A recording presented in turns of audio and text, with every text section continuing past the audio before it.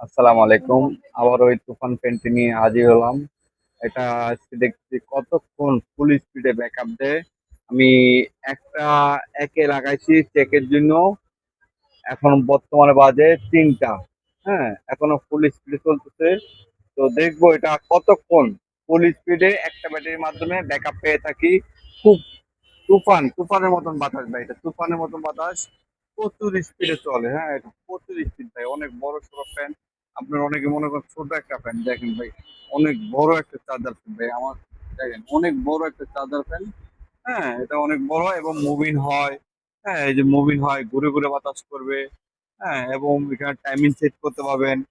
Timing, এই যে 1 ঘন্টা, এই যে 2 ঘন্টা, 4 ঘন্টা টাইমিং সেট করা যায়। হ্যাঁ, এবং এসি ডিসি হওয়াতে অনেক সুবিধা।